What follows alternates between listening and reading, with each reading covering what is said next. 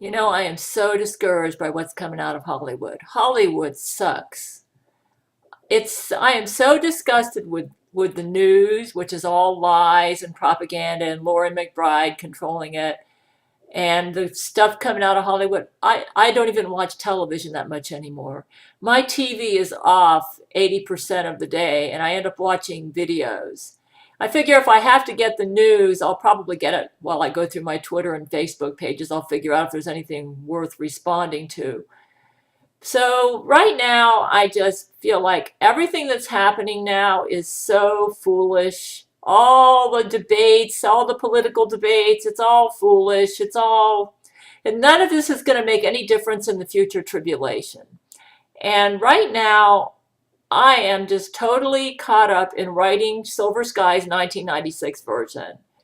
And part of the reason I'm doing it is that, you know, it's really pretty sad that I can't find anything on television that's worth watching. Nothing. It's all boring to me because it doesn't engage me. I can't relate to it. It's like when I turn on the television set, I feel like I'm watching another world. It's like they talk about stuff that's not important. They're all arguing over stupid things that don't matter.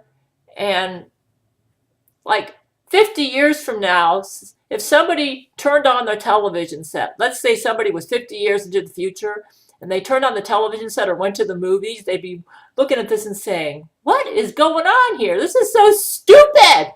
This has nothing to do with what I'm going through right now. You know, back in my 20s, I got to admit that I do have very high standards in what I like to watch. But back in my 20s, I was taught by my church, which was a very strict fundamental Baptist church, that Hollywood is the Robert Sumner actually wrote a book called The Hollywood Cesspool, and I believed him. He said Christians need to separate from Hollywood because it's got low morals, they encourage adultery, sexual sins, and all this, and you know, and they're all in for the money. And I hate to say this, but back then, I think he was maybe a little overboard, but right now, I think he's right on target. Let me tell you how bad Hollywood has gotten. Hollywood has gotten so bad, and what they're turning out is so much trash that the Academy Award ceremony has become meaningless. It's like, who cares who wins the Academy Award? It's all bad. So basically, it's a decision of which of the worst is going to win the award. It's like I give everything a grade of D or F that's coming out of Hollywood right now. And this includes television. So I would put the Emmys in this category. So, you know, it's like, who cares who wins the Academy Awards? I don't even go to the movies. I don't even watch television. So it's like, it's all boring. So who cares? It's like they're all competing for which is the best of the worst. I haven't watched the Academy Awards for at least 2 or 3 years. I started getting into Hollywood in the 1980s, late 1980s, not really big into Hollywood, but let's say I was open-minded towards it. I wasn't open-minded in my 20s. And believe me, Brent Spiner wouldn't have stood a chance with me in my 20s. But in my, I was in a lonely, cold marriage, married to like a Pharisee. He was very strict, and I kind of rebelled against him because he was so unreasonable, you know.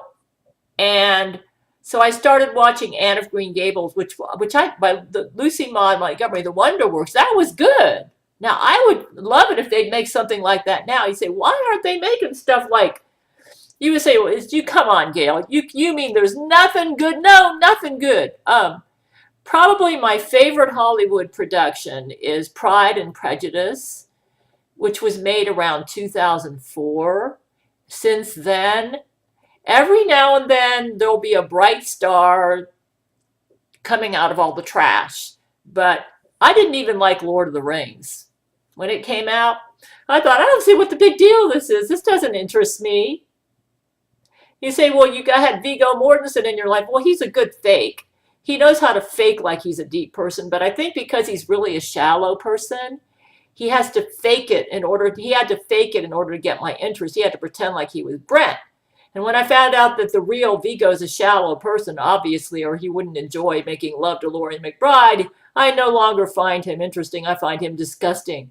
So you may say, well, why are you going on this big rant about Hollywood sucks? Because Hollywood sucks. This is really pathetic. It's terrible. Honest to God, I have turned off my television set. If you'll notice, it's not on. For the past month, usually the first thing I used to do was at least watch the news. And now I'm just so disgusted with the whole charade. I don't even watch news anymore. I go to the first thing I do is go to my computer, check my emails, check to see if my men tried to contact me on Skype. I figure if there's any news worth knowing about, it'll probably show up in my Twitter feed. And nothing. You say, well, what are you gonna do about it? That's what has been consuming my days. I said, you know what? There's so much trash. You say, come on, Gail. I like the Thornbirds. When they made the miniseries The Thornbirds, I thought that was good. That was the 1980s, though. That's like Grandpa's generation to today's millennials, and I don't know what they call the new name for all these new young people coming up. You may say, well, you're criticizing the millennial generation because they're responsible for the trash. Do you know what I think part of the problem is? We live in the instant generation. You know, nobody has any patience. If they want it, they want it now. That has carried over into our writing. Yeah, the writers today are afflicted with this, oh, I want to make money. I want to be famous. I want everything now. If I want it now. You know what? That's afflicted our writing. It's put a cancer into our writing.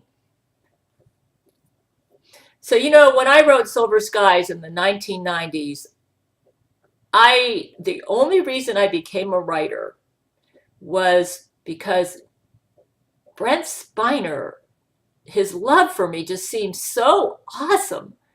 The way he talked to me on the phone, the depth of feeling and the way he expressed himself.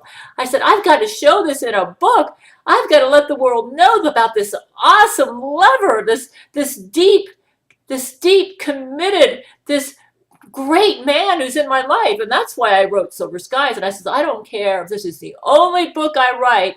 This is the book I got to write. And so with that attitude, I went into Silver Skies. But I wanted Brent to be proud of me. So I went to the trouble to learn the craft. I enrolled in the Institute of Children's Literature, and I got a very good writing teacher, Jim Murphy, who is an award-winning children's writer. And when I finished the course, I realized I still had more to learn. And so I learned from Jim. I noticed the same problems that I noticed in my writing was what he would notice while we were doing the writing course together. So I said, Gail, all you have to do is listen to your guts when you read something, and you can tell what's wrong with it. And that's the policy I used as I was writing Silver Skies. And so what I did is I ordered the entire Elements of Fiction writing series from Writer's Digest books. I ordered all those books. I read them all. I found Sol Stein's books very helpful. And I ordered his Fiction Master software and his Write Pro. And I used that to help create engaging dialogue. And my attitude was, I don't care if it takes me 20 years to write this book or 10 years to write this book. I'm going to write what I like to read. And I took my stinking time. I spent a year in research alone, and this was for the first 2/3 of the book. And then after spending a year in research, then I got down to doing the outline.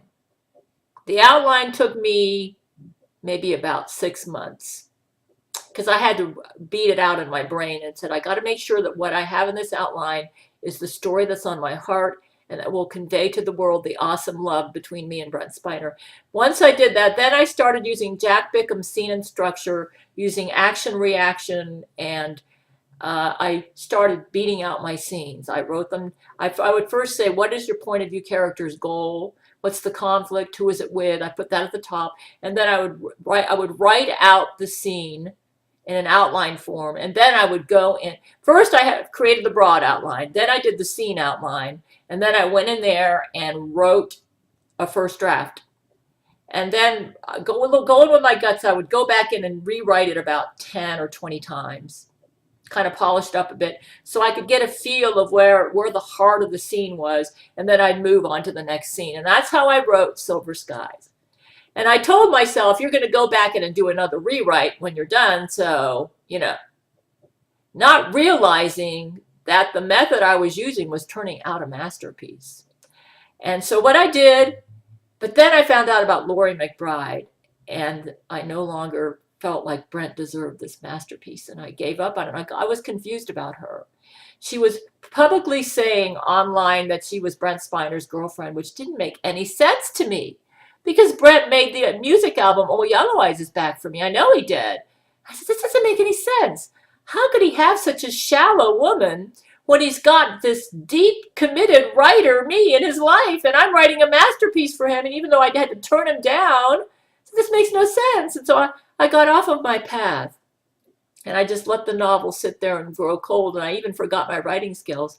And then the Lord showed me in December 99 that Laurie McBride was a Vatican agent, and I thought, oh, I've misjudged Brent. He really is that great man. He really does deserve my masterpiece. And the Lord told me, Gail, one of the first things I want you to do is get back into your writing. You got off of your path, Gail, when you started doubting me, because I told you that I would make Brent a part of your life, and you started doubting me, Gail. And you got confused by Laurie McBride, and you got off your path. So I got back on my path, and the Lord wanted me to divorce my husband. And I eventually got back. Now I am back into my writing full steam. I am on my path. You say, how can you tell if you're on your path? Well, John MacArthur has a really good book that I recommend all Christians read, Found God's Will. And basically, the way to know if you're on your path, you need to be saved, sanctified, submissive, suffering. I'll have a link to John MacArthur's message underneath this video. Basically, if you're all of those things, you just need to do what's on your heart, what you really want to do, regardless of whether you think it's crazy or not, because the desires that are in your heart are God's desires. It's like it says in Psalm 37, 4 and 5, delight thyself also in the Lord, and he shall give thee desires of thine heart. God has put it on my heart that he wants me to help correct the fact that Hollywood sucks. He's given me talent as a writer, so my goal is to write. I want to write something that will be made into a production that will make it so that I will want to watch television again or go to the movies again. You know when's the last time I went to the movie theater? In 1996 to watch Independence Day, which by the way was okay. The sequel they wrote sucked. It was terrible. But the first movie was pretty good, Independence Day. Of course, I didn't like it as much as I liked, Pride and Prejudice. I would say probably the most recent thing that came out that I really liked was Pride and Prejudice. Basically, I tend to like productions based on literary masterpieces. With the exception of Lord of the Rings. Now, Lord of the Rings was a literary masterpiece. The movie was not. You say, but it won a bunch of Academy Awards. It doesn't matter. They botched it, man. What made Lord of the Rings special was the characters. And the movie makers just didn't get it. I think they were so concerned with making this a best, like a blockbuster, that they forgot to make it something deep and meaningful for the viewer. This attitude that we have in our present generation, where I want it now. If I don't make money from my writings, then what I'm doing isn't worth anything. If I don't get instant fame, instant money, then I quit. That attitude has transferred into our writers today. Writers, just write what you're passionate about, what you care about. Even if it takes you 10 years, Tolkien didn't write Lord of the Rings overnight, man. It took most of his life to write that book, Lord of the Rings trilogy. And my Silver Skies, I want it to be as good as Tolkien's Lord of the Rings. It takes me my whole life to do it. That's my attitude. I'm even willing to learn a language as part of my research. So I'm going to my goal is to fix the fact that Hollywood sucks. And that's why I'm working on Silver Skies and working really hard. And with the same mindset I had when I wrote the first 2/3 of it, which was masterpiece. I tacked on an ending in 2004, which sucked, but I'm going to fix it.